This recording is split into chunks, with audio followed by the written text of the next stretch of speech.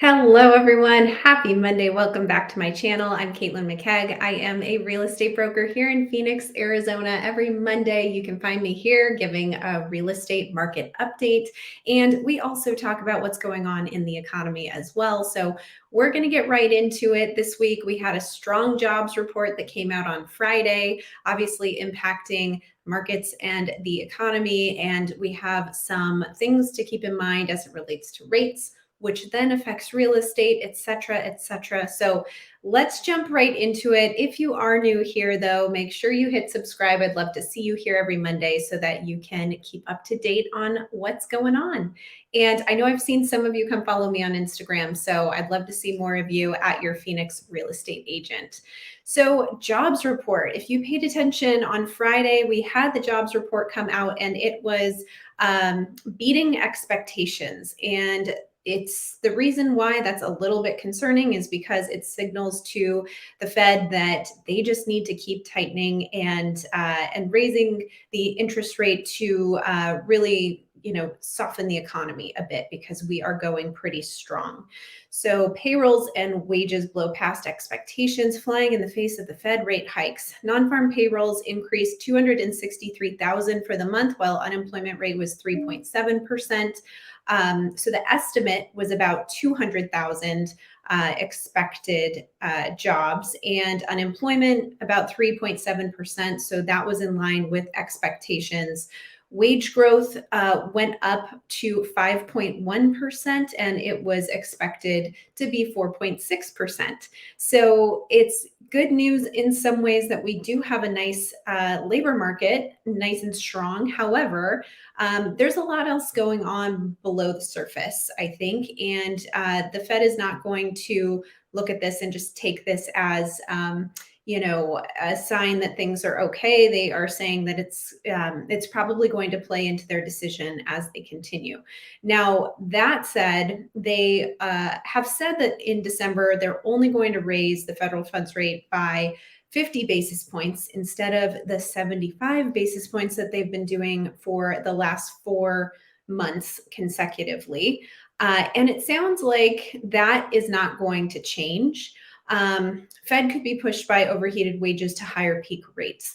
Now, what they've been saying is that they're going to slow down the pace of these rate hikes, but they are not pivoting and they're not going to change the terminal rate where they decide to land. So there's been some talk of that going to 5%, somewhere around there. It's fluctuated a bit. But basically, they're saying that they're not going to downshift and totally pivot. They're just going to slow the pace of the rate hikes. So Powell has suggested that we're not in a wage growth spiral yet, but the risk is still there. Officials will update the quarterly forecast in December. So we have a few more weeks until we know exactly what they're going to do, or another probably week here. But as we end the year, more than likely, we're going to see a 50 basis point rate hike for the federal funds rate, which is to be expected.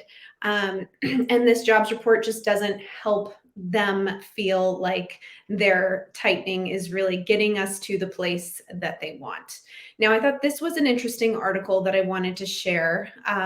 Investors bet on interest rate cuts in 2023 despite Fed signals. So here, this article is talking about how they are predicting that the Federal Reserve will cut rates when faced with a slowing economy next year. And they're predicting this to take place in about Q4 of next year. We'll start to see the Fed's benchmark policy rate peaking in May, 4.9%, before falling back to 4.4% at the end of 2023. So we'll see if this is what plays out. I have heard a lot of talk about things starting to slow down come the spring, like April and May. And I think by that time, we'll really start to see the effects of how all of these rate hikes are impacting the economy and the fallout from that. And perhaps once they start to see that, they will slow down. And if we officially declare ourselves to be in a recession, we'll likely see mortgage rates come down. So all of that will flow together. anyone's guess at this point what will truly happen, but that's kind of where we're headed right now. So I thought that was an interesting article to share, a little bit different than some of the other articles that I've seen about no end in sight for the Fed cutting rates or raising rates. So this brings us to some talk about mortgage rates, of course. So this is saying optimism grows as mortgage rates post biggest 3-week drop since 2008. Despite the silver lining, experts still see dark clouds ahead. So if you haven't been paying attention, rates have been dropping over the last 3 weeks, and mainly through November have come down pretty significantly compared to what we've been seeing in the increase in rates since the summer. And that changed a bit on Friday when we did get the jobs report. So rates have ticked up a bit Friday and today, from what I've heard from my sources in the mortgage world, because again, I am not a lender, but they have been starting to drop. So that is some relief for buyers. That is bringing more buyers out again, because they can start to afford things when the rates go down. And we are seeing a tiny little tick up in our number of under contracts here in Phoenix. So a lot of that is really the reaction from these changes in the rates. So this continues to talk about how there is some optimism. However, mortgage applications are still at a low compared to past years. Refinances, of course, are still very low. That's not shocking. But we did have some big news announced last week when it comes to the loan limits. And I know it outlines it in here somewhere, and I wanted to share that. So yeah, they raised loan limits to start in 2023.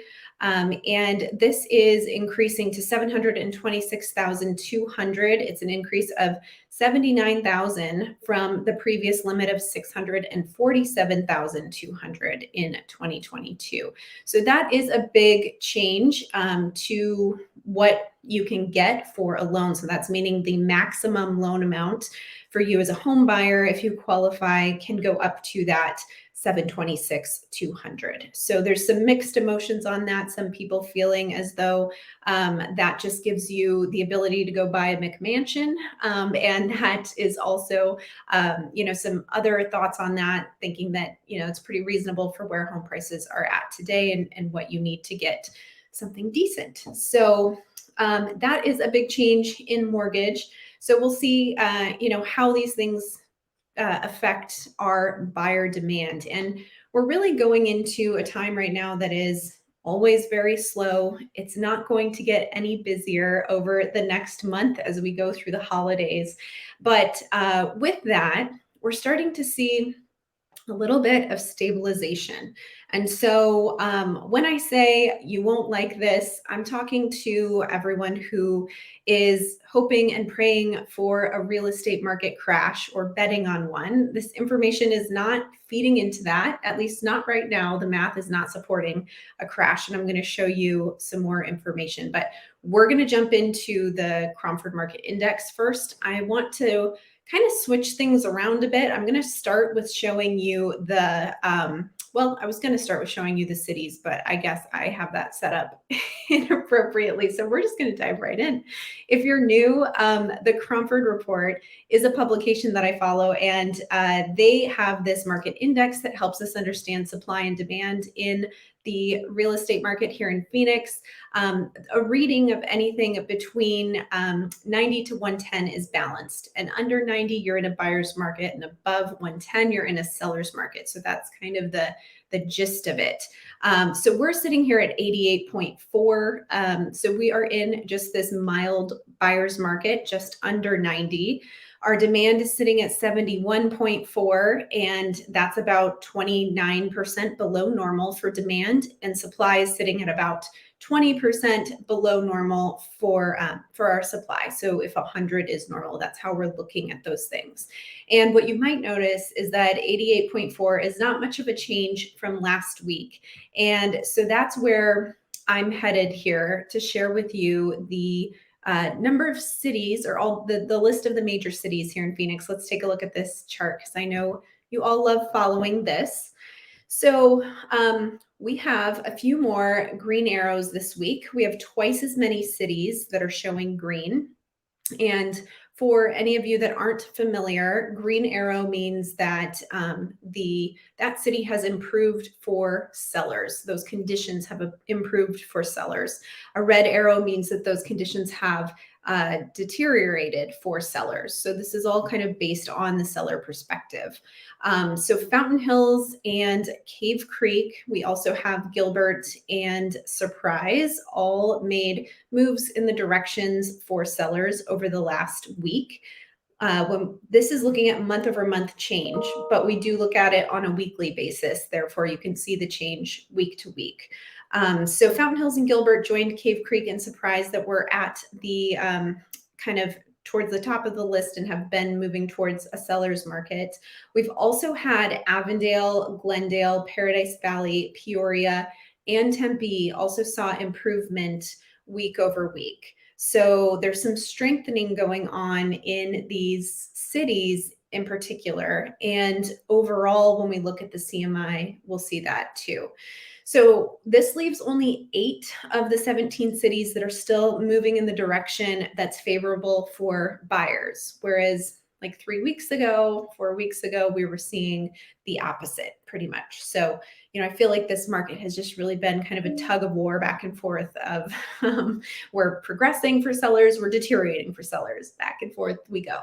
And we actually saw another improvement for the last few weeks. I've been saying that the month over month change in the average CMI has been smaller and smaller.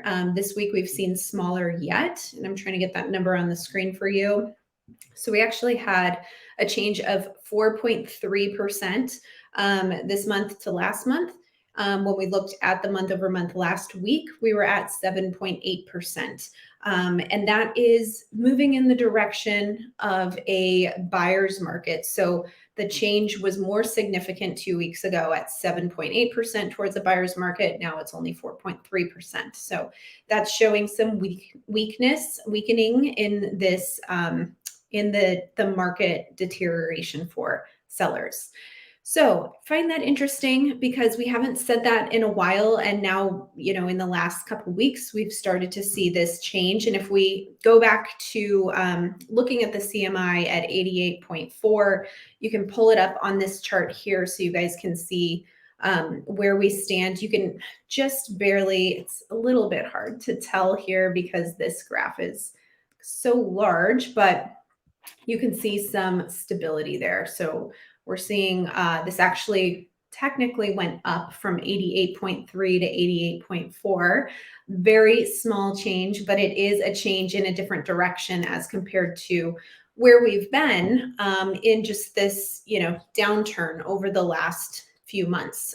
We were making some very big gains downward throughout the summer into the fall. Things stabilized a bit, still went down, but now things have stabilized and actually started to tick up over the last week. So we'll see. It's kind of bottomed out over the last couple of days.